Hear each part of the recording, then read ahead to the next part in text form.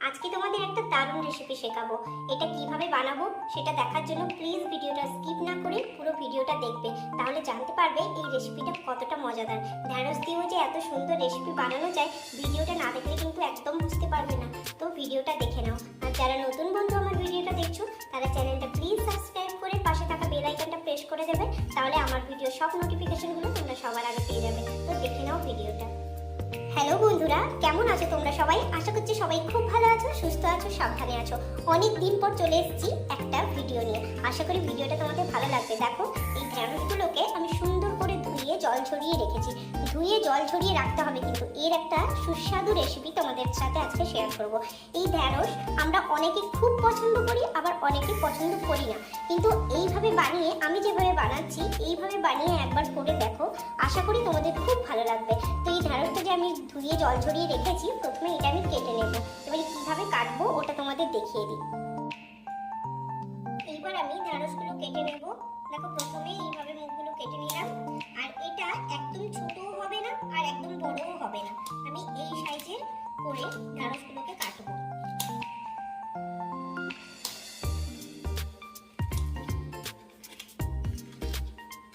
তো এইভাবে আমি সব ঢ্যাঁড়সগুলো কেটে নিই, তারপর তোমাদের দেখাচ্ছি কি কি ইনগ্রেডিয়েন্টস লাগবে।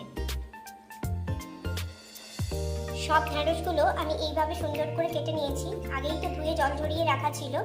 আর কি কি ইনগ্রেডিয়েন্টস লাগছে দেখে নাও। আমি পেঁয়াজটাকে দুভাবে কেটেছি, একটা চিলি চিকেনের মতো বড় বড় করে, আর একটা নর্মাল পেঁয়াজ কুচি যেভাবে করা হয়। আর রাফলি কেটেছি কিছুটা টমেটো, আর সুন্দর স্লাইস করে কেটেছি কিছুটা টমেটো। আর আছে কাঁচা লঙ্কা চেরা। আর রসুনটা আমি একটু বেশি করে কেটেছি, কারণ রেসিপিটার নাম হচ্ছে ঢ্যাঁড়স রসুন দো পেঁয়াজা। তার সাথে আছে সামান্য আদা কুচি, গোটা জিরে আছে, নুন, হলুদ আর সর্ষের তেল তো আছেই। তো দেখে নাও এবার আমি রান্নাটা কিভাবে করছি। এবার আমি ফ্রাই প্যানের মধ্যে সর্ষের তেল অ্যাড করব।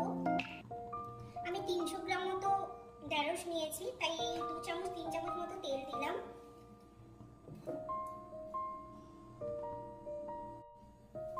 তেলটা আমার গরম হয়ে গেছে, এবার আমি গোটা জিরে দিয়ে দেব। তারপরে দেব রসুন কুচি। রসুন কুচিটা আমি একটু বেশি দেব, যেহেতু ঢ্যাঁড়স রসুন দো পেঁয়াজা, ওই জন্য রসুন কুচিটা একটু বেশি দেব।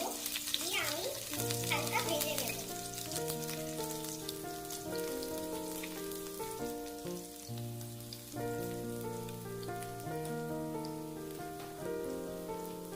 এবার আমি এর সাথে অ্যাড করব একটু লম্বা লম্বা করে কেটে রাখা আদা কুচি।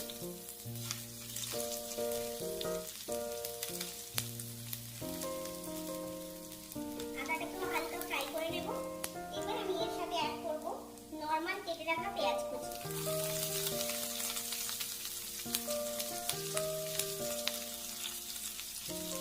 পেঁয়াজটাকে আমি ধীরে আঁচে ফ্রাই করব।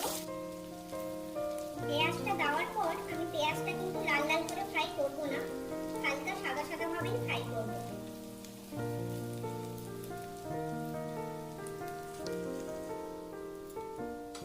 হালকা সাদা সাদা করে ফ্রাই হয়ে গেছে, এবার আমি চিলি ফ্লেক্স অ্যাড করব। দিয়ে ভালোভাবে মিলিয়ে দেব। এইভাবে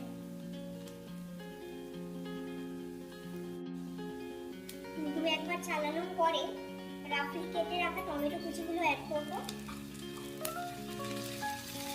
দিয়ে ভালোভাবে কষিয়ে নেব। টমেটোটা অ্যাড করার পরে আমি একটু কষিয়ে নেব, যাতে টমেটোটা নরম হয়ে যায়।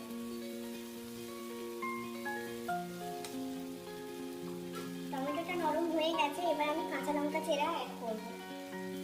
এটা কিন্তু কোনো গুঁড়ো লঙ্কা অ্যাড হবে না, ওই চিলি ফ্লেক্স আর কাঁচা লঙ্কা দিয়ে এটা আমি বানাবো।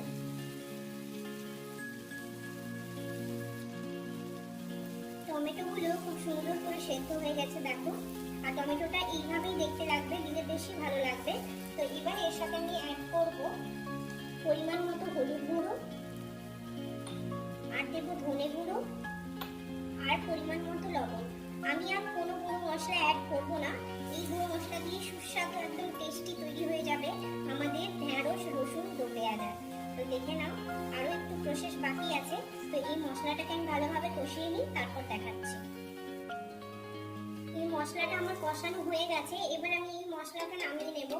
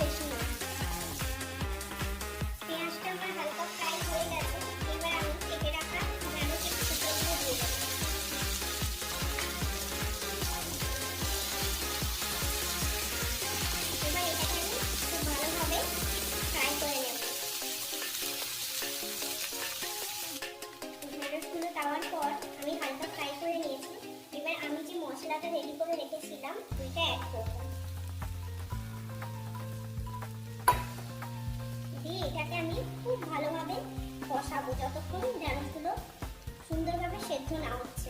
বেশি ঘাটবো না, বেশি ঘেটে গেলে ঢ্যাঁড়স ভালো লাগে না।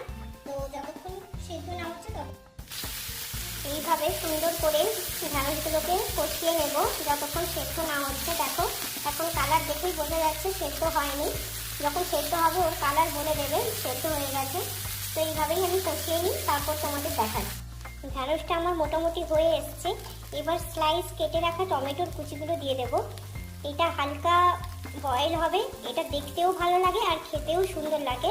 আর এটা আমি ঢাকা দিয়ে বানাবো না, এইভাবেই অল্প আঁচে 7-8 মিনিট আমি এইভাবে কষিয়ে নেব। দিলেই রেডি হয়ে যাবে আমার ঢ্যাঁড়স রসুন দো পেঁয়াজা। আর দেখো এই টমেটোগুলো দেওয়ার জন্য লুকটাও অনেক সুন্দর হয়। তো একদম রেডি হয়ে যাক, তারপর তোমাদের দেখাচ্ছি।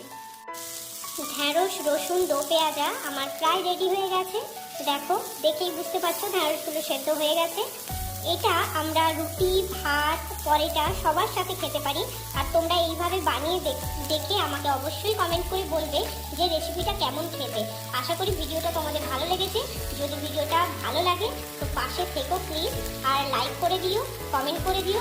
আর যারা নতুন বন্ধু তারা প্লিজ সাবস্ক্রাইব করে দিও। আর পাশে থাকা বেল আইকনটা অবশ্যই প্রেস করবে, তাহলে আমার ভিডিওর নোটিফিকেশন সবার আগে পেয়ে যাবে।